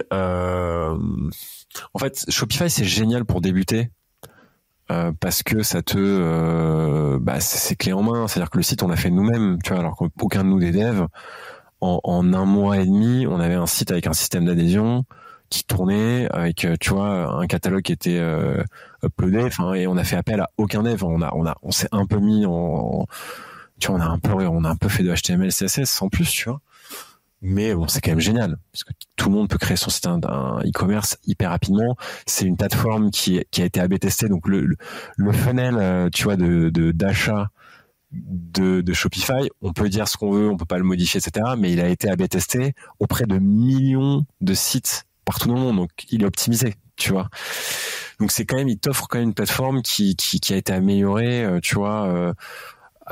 Et t'as des templates facilement, donc c'est quand même et puis surtout la grande force de Shopify, c'est l'App Store, parce que t'as tout un écosystème de boîtes qui tu vois, qui gère ton CRM, tu trouves tout ce que tu veux, un système de referral, t'as tout, et donc ça c'est très fort. Et à partir du moment, et en fait il faut avoir une certaine taille pour pouvoir s'en sortir, parce qu'après en fait tu dois reconnecter tous les outils, tu vois. Ensuite après, à chaque fois que tu veux rajouter un outil, c'est pas genre 2 clics, j'installe un plugin, quoi. C'est non, il faut connecter à ton API, il faut faire c'est plus complexe, quoi. Donc il faut le faire quand t'as une petite équipe, quoi. Oui, moi ce que j'ai compris après avoir discuté avec beaucoup d'e-commerçants, c'est que c'est les e-commerçants de votre niveau qui font plusieurs millions par an peuvent se permettre en fait de sortir de Shopify et en fait internaliser le développement avec des solutions un peu moins connues et qui demandent plus de compétences et qui sont pas justement des CMS tout en clé en main comme c'est le cas avec Shopify. Ouais. Mais bon, tu vois, quand on a fait notre analyse, nous, pour savoir quel CMS on allait prendre, le tout premier, on avait regardé sur Shopify, t'as des sites qui font plusieurs milliards, hein, aux États-Unis. Donc, t'as aussi des sites qui ont fait le choix de vraiment rester dessus, de pas se faire chier sur la tech et se dire, vas-y, on délègue ça à Shopify. Et nous, en fait, notre focus, c'est le produit, notre focus, c'est la marque. Fine, tu vois. Il y a notamment une marque de cosmétiques qui fait plusieurs milliards aux États-Unis sur Shopify. Bon, c'est un choix, tu vois. Mais nous, comme on a des spécificités, tu vois, c'est ça que, tu vois, on était obligés. Mais ça a été une horreur, hein, je vais pas. C'était un chantier faramineux qui a pris énormément de temps, et les équipes tech, quand elles sont sorties de ce tunnel de travail pour changer le tunnel de conversion, elles étaient fatiguées, quoi. Non, mais j'en doute pas. En plus, il faut sélectionner les bonnes personnes. Je me doute bien que c'est pas un sujet facile, mais il faut y passer si on veut passer un step en termes de taux de conversion. Parce que je pense que le cœur de la discussion, c'est de dire que le fait que iOS 14 ont fait augmenter vos taux de conversion vous oblige à sortir de votre zone de confort, tester des nouveaux canaux, mais surtout améliorer ce qui rapporte vraiment de l'argent, donc c'est la conversion sur le site. Complètement. Ok. Il y a un autre truc dont tu me parlais en off, c'était les landing pages dédiées par campagne. Est-ce que tu peux en dire plus sur cette stratégie, sur cette façon de fonctionner? Donc si je comprends bien, chaque campagne va avoir sa landing page. Est-ce que tu peux nous en dire plus? Écoute, ça c'était issu de la même logique de comment on fait pour améliorer notre conversion. Et la première page que l'utilisateur voit, c'est vraiment le haut du funnel, donc c'est forcément par là où tu vas commencer, parce que c'est là où tu as le plus de trafic, tu vois, où tu as le plus de potentialité d'optimisation. Donc oui, ça c'était un truc qu'on voulait faire depuis longtemps, mais en fait on on n'avait pas d'outils sur Shopify pour créer facilement des landings. Il y avait des plugins, mais ils étaient hyper lourds, donc ils ralentissaient le site. C'était mal traqué. Enfin, il y avait plein de problèmes. Du coup, quand on est sorti de Shopify, on a en fait là on a un CMS qui s'appuie sur Silus, qui s'appelle Prismic. Et sur Prismic, on a développé un outil en interne. On a adapté un outil de Prismic qui nous permet, voilà, de publier des landings comme on le souhaite, sans qu'elles soient référencées en SEO pour pas faire de duplicated content, tu vois, et nous poser problème en SEO. Et donc on a commencé à tester en fait. On a commencé à tester ça et en fait on a vu des améliorations de taux de conversion assez significatives. Donc maintenant on essaie de le faire systématiquement quand ça fait sens. Typiquement, tu vois, sur Meta, si on fait une publicité sur une catégorie de produits, par exemple l'univers bébé, tu vois, qui vise les parents, on va dire, bah voilà, on a tous les produits bébés à moins 30%, bio, sains, etc. On va les amener sur une landing où en fait tous les carousels de produits ça va être des carousels bébés, il va y avoir une photo de bébé, où on va faire un focus, tu vois, sur le texte, sur les produits bébés, en quoi c'est important pour les parents, etc. Comment on sélectionne les produits, ce qui n'apparaît pas dans notre landing classique, tu vois, pour tout le monde. Et on fait ça donc par univers de produits, on fait ça par partenaire. Si on fait, je sais pas, on a fait une opération avec Showroom Privé il y a pas longtemps. Mais en fait, tu cliques sur la bannière sur Showroom Privé, qui, tu vois, il t'envoie une newsletter et tous les deals. Bah, t'arrives sur une landing où on te dit partenariat Showroom Privé La Fourche, vous avez 20 € de réduction, ton code de promo il est directement appliqué dans ton funnel, donc t'as pas à recopier le code promo. Enfin, tu vois, il y a quelques petits trucs comme ça qui en fait, de toute façon, plus tu facilites la vie de ton utilisateur, moins il y a d'étapes, moins il y a de clics, ton taux de conversion augmente. Tout à fait. Il y a un truc que j'ai retenu dans ce que tu as dit, c'est qu'en gros, vous adaptez la landing page aux messages et aux produits que vous mettez en avant dans vos publicités. On appelle ça le ad scent en anglais, je sais plus comment on le dit en français, mais peu importe. C'est en gros le fait qu'il y ait une continuité entre la publicité et la landing page. Ok. Autre question pour toi, si tu as encore du jus, c'est au niveau des messages entre l'acquisition et le retargeting. C'est quoi un peu les types de messages que vous avez l'habitude de mettre en avant? Quels sont ceux qui fonctionnent le mieux? Et quelles sont les différences entre l'acquisition et le remarketing? Je pense que tu avais déjà plus ou moins répondu avec le prix, mais curieux de savoir encore une fois. Ouais, non, c'est quelque chose qu'on a pas mal testé. Tu vois, typiquement, c'est marrant parce que le prix en retargeting marche pas. Parce que normalement la personne est déjà au courant. Elle est soit venue, voilà, elle est déjà venue sur la landing, elle a vu qu'on était moins cher, et donc toute la logique en retargeting, c'est de lever les barrières, tu vois, ce qu'on appelle les secondes barrières à l'achat. Donc c'est les barrières secondaires à l'achat. Donc la première, c'est vraiment, la première, c'est générer l'intérêt. Voilà, quel est l'intérêt pour moi de faire ça? Donc c'est moins cher, c'est pratique, ok, très bien.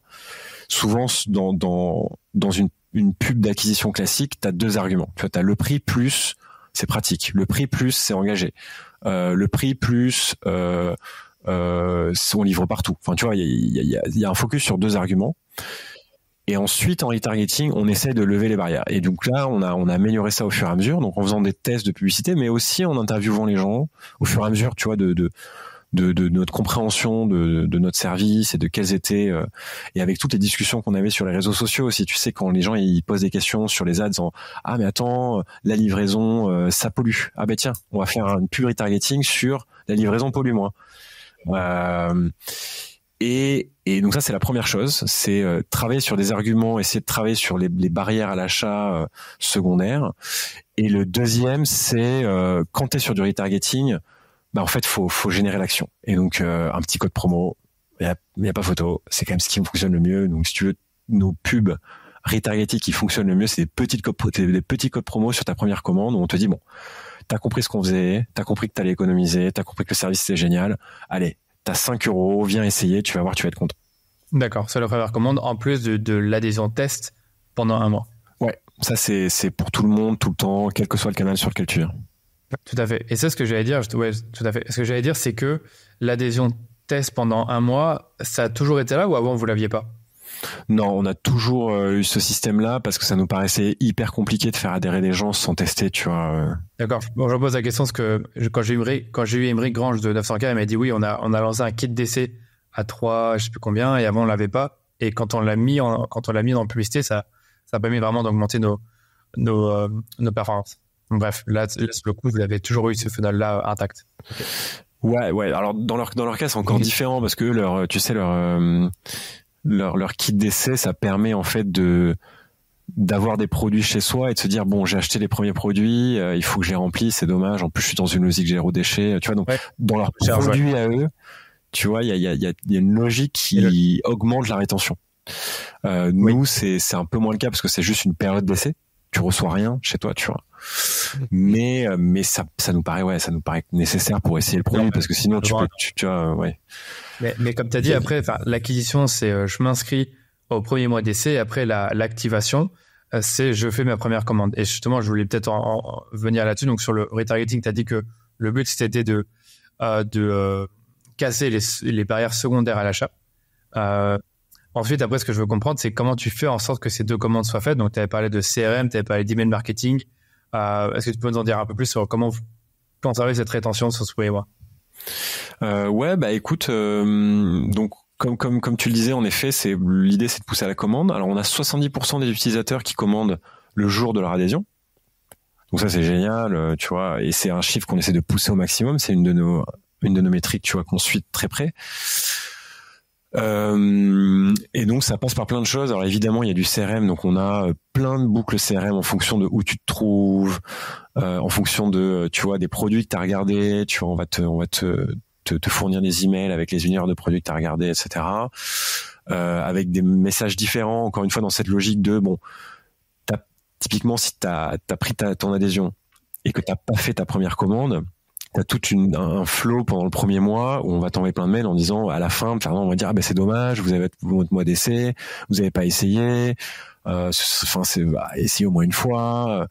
Si t'as fait ta première commande, pareil, on te dit regardez, vous avez économisé, vous faites votre première commande, vous posez la question du principe d'adhésion, est-ce que c'est vraiment intéressant? Regardez, sur votre première commande, vous avez économisé, je sais pas, 30, 40 euros.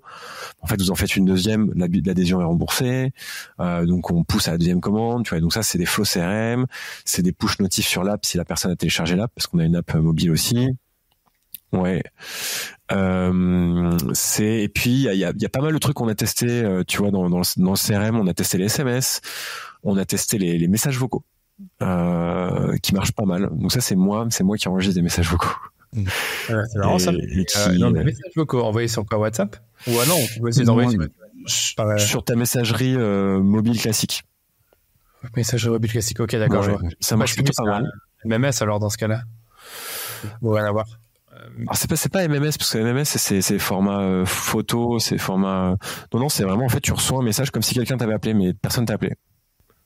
Ah oui, d'accord. Attends, message. Tu reçois un message de répondeur, tu vois, sur ton répondeur. Oui, répondeur, d'accord. Je dis un message vocal. C'est vrai que maintenant, t'as les vocaux sur WhatsApp, donc c'est difficile de faire la différence. Non, c'est un message vocal à l'ancienne, quoi. Tu vois, tu peux le laisser sur un 01, quoi, qui est un répondeur, quoi. Hyper intéressant. Donc, en tout cas, niveau rétention, le gros du travail se fait via le CRM et un tout petit peu via les SMS et les messages vocaux. En fait, les SMS et les messages vocaux. Et on a testé les cartes manuscrites, on a testé l'envoi de cartes aussi physiques, etc. Il y a aussi toute une partie de choses qu'on met dans le colis. Tu vois, nous on a l'avantage d'avoir, comme n'importe quel e-commerçant, tu vas me dire, mais contact physique, tu vois, et on a la logistique intégrée, donc c'est hyper facile pour nous de tester, de dire tiens, on va mettre cette carte là, à la première commande on va mettre un petit message, on va mettre un petit cadeau là, donc ça c'est pas mal de choses qu'on a testées aussi. Donc aujourd'hui, que tu as ta première commande, tu as une carte d'explication du principe, des économies, tu vois, de la sélection des producteurs, pourquoi on est engagé. T'as un petit sticker, t'as un petit sticker à mettre sur ton une petite page cartonnée à mettre sur ton frigo qui te donne soit tu vois les temps de cuisson sur le vrac, soit des recettes sympas. Enfin tu vois il y a pas mal de choses qu'on fait comme ça. D'accord. Ouais, c'est vraiment un sujet très très vaste, mais de rien à t'entendre, je pourrais te poser encore 1000 questions pour rebondir. Donc c'est hyper intéressant. Il y avait une autre question que j'avais posée pour terminer sur la rétention, c'est après le premier mois. Donc ça se fait naturellement ou il y a encore des choses vraiment importantes à faire que vous avez pu constater avec votre expérience? Bah, la logique continue, hein, c'est-à-dire que tu as des gens qui décrochent tout le temps, en fait. Oui, Donc, toujours rappeler par email, quoi. c'est ça. Donc c'est de l'email, c'est de la push notif, bah toujours avec les mêmes outils donc que je t'ai évoqué là, mais voilà, en testant, et ça c'est vraiment une logique qui est en évolution permanente, parce que forcément on a commencé à travailler sur là où il y avait le plus d'utilisateurs, donc l'onboarding, le premier mois, mais plus on avance dans le temps, plus on vieillit en tant qu'entreprise, plus c'est intéressant pour nous de travailler sur la rétention après la première année, de travailler sur la rétention après la deuxième année, de travailler sur les gens qui décrochent. Donc on crée des flows spécifiques qu'on teste en permanence pour les améliorer. Donc c'est la même logique d'A/B test, où tu vas faire énormément de choses différentes, et tu vas au fur et à mesure aller vers un mécanisme un peu optimal pour faire comprendre, essayer de récupérer les gens et faire en sorte qu'ils continuent à utiliser ton service, quoi. D'accord, ça c'est vraiment pas évident. Dernière petite question rapide là-dessus, est-ce que au niveau publicitaire vous faites quelque chose, c'est-à-dire comme tu sais peut-être, il est possible de cibler ta base de clients et exclure les personnes qui ont acheté il y a par exemple 90 jours ou il y a 30 jours? Est-ce que c'est quelque chose que vous avez déjà fait, mis en place? Écoute, on a testé sans grand succès, je t'avoue.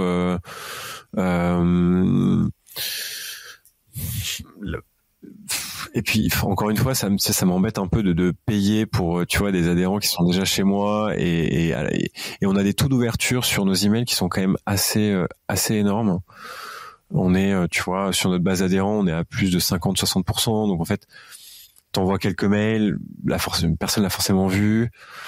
Non, là-dessus. Et en fait, on n'est pas encore très très bon sur l'emailing, justement.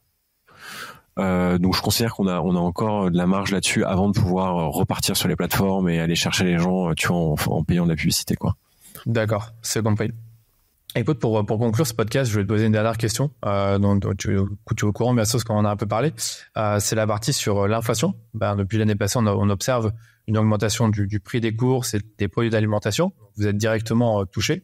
La question que je vais te poser, c'est quel impact vous avez pu voir sur vos ventes ces derniers mois, et si vous aviez un impact, comment vous avez réagi? Alors nous, l'inflation, ça nous touche particulièrement parce que l'inflation dans le secteur alimentaire, elle est très forte, et le bio est encore considéré comme quelque chose de non indispensable. C'est un des premiers trucs dont tu vas te libérer, tu vas pouvoir t'en passer quand tu as une contrainte budgétaire très forte. Tu vas dire j'achète plus des pâtes bio, je vais acheter des pâtes conventionnelles, tant pis.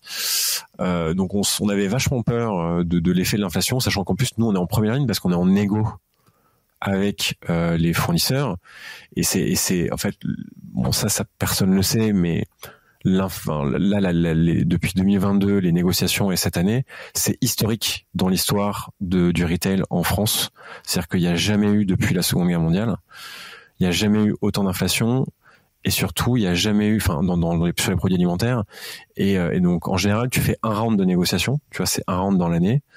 Là, on en a eu jusqu'à 3-4. C'est-à-dire qu'on s'accordait sur les prix sur une année, et puis 2 semaines après, le fournisseur revenait en disant en fait c'est pas possible, les prix vont encore augmenter, je peux pas tenir le contrat. Donc là, on se remet à la table des négos, etc. Donc nous, on essaye d'accompagner au maximum les fournisseurs, les marques, parce qu'on sait que la plupart du temps, on a des très bonnes relations avec eux.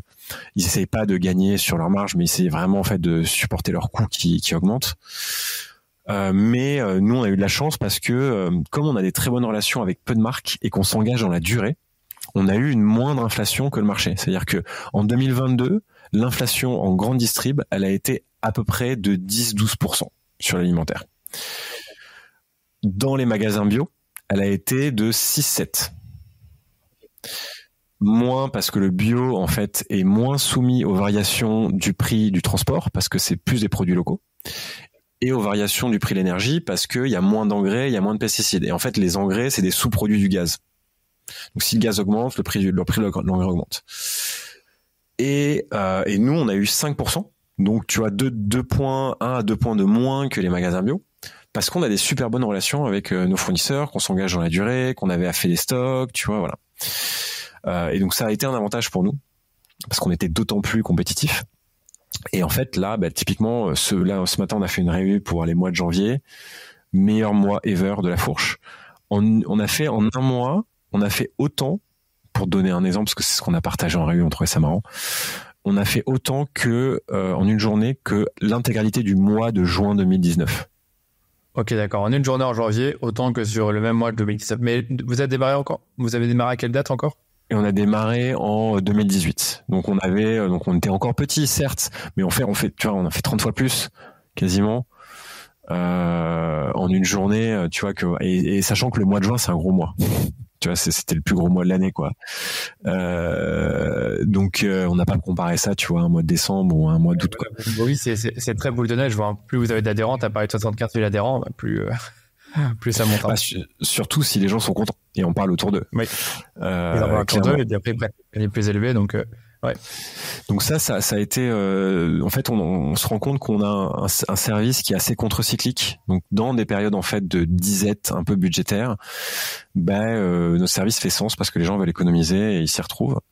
Mais ça nous a quand même, on a quand même saisi l'occasion pour se pencher sur les fondamentaux d'analyse. Et je pense que si je devais donner un conseil, tu vois, aux e-commerçants qui subissent ces périodes d'inflation où en fait c'est l'acquisition baisse, tes coûts augmentent, c'est de se concentrer en fait sur ce qu'on appelle, tu vois, ton core, tes core users, quoi. C'est qui en fait qui génère la valeur parmi tous tes utilisateurs. Et en fait, quand tu vas commencer vraiment à analyser par cohorte et par typologie d'utilisateurs, tu vas te rendre compte que tu es très déficitaire sur certains utilisateurs et tu es très bénéficiaire sur d'autres. Et en fait, c'est cela que c'est en fait l'idée après, c'est de se dire ok, c'est quoi mes grandes typologies d'utilisateurs en fonction de profils sociaux démo, mais aussi de canal d'acquisition, tu vois, et en se basant évidemment sur le CA généré, la fréquence, le panier moyen, tu vois. Et une fois que tu as identifié les top users, tu te dis ok, d'où ils viennent, comment je peux les acquérir, comment je peux les chouchouter, et ceux par contre potentiellement qui te font perdre de l'argent, tu peux potentiellement te dire comment je m'en sépare en fait, parce que ces gens-là, tu vois, en fait ils sont pas faits pour mon business parce que, ou en tout cas à l'heure actuelle, vu l'état de mes marges, je peux pas les soutenir, quoi. Et donc il y a eu cette réflexion là aussi qu'on a. Et même par produit, si moi t'interromps, je veux dire quels sont les produits qui sont les plus déficitaires aussi. Exactement. Tout à fait. Ouais. Par produit aussi. Donc typiquement, tu vois, pour donner un exemple de ce qu'on a fait, on a limité la quantité de produits sur certains produits et on l'a levé sur. En fait, on avait une quantité limite par défaut à je sais plus une quarantaine d'items, ce qui est énorme déjà. Et en fait, on l'a levé en se disant, en fait, s'il y a des gens qui veulent acheter vraiment beaucoup de produits, très bien, c'est pas de souci. Mais par contre, si c'est des bouteilles de lait, tu vois, à 99 centimes, qui pèsent 1 kilo, donc qui nous coûte une fortune à livrer, en fait, là, on va mettre un cap parce qu'on se rendait compte aussi que t'avais des professionnels, tu vois, qui faisaient les commandes chez nous. Oui, je vois, d'accord, ils le prennent en gros, ils en faisaient dans plusieurs. Une typologie de produits. Donc nous, en fait, on est hyper déficitaire parce que la livraison nous coûte 10 fois plus, tu vois, que ce qu'on gagne. Et donc ça, c'est des clients dont on n'a pas envie, tu vois. Et donc on est là, donc on est en train de lancer une offre B2B typiquement pour essayer de répondre aux besoins de ces professionnels avec quelque chose qui leur correspond vraiment, et en les empêchant à côté d'acheter sur la plateforme en particulier parce que ça nous met dans le rouge, quoi. D'accord. Très bon conseil en tout cas. Donc réfléchissez un peu aux clients qui vous apportent le plus de valeur et aussi les produits qui sont peut-être les moins bénéficiaires pour vous. Quand vous avez des situations plus difficiles comme celle que vous l'avez pas connu tant que ça finalement. Mais je pense que c'est important de revenir sur les fondamentaux et les core users, comme tu disais. Très bonne conclusion. Est-ce que tu veux rajouter quelque chose avant de conclure sur tout ce qu'on s'est dit avant de conclure? Écoute, on a fait un bon tour de tout ce qu'on a fait. Franchement, j'espère que ça plaira à tes auditeurs. Et non, mais en tout cas, j'étais ravi que tu m'invites. Et puis voilà.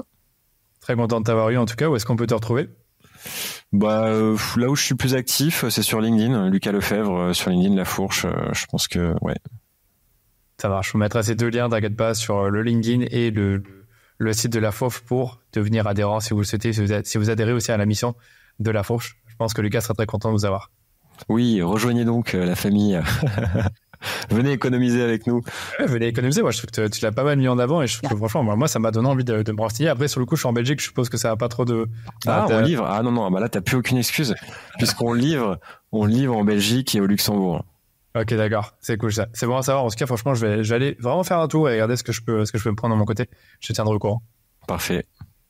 Merci à toi, Lucas, et je te souhaite une Merci, bonne. Danilo. Salut, au revoir. Ciao.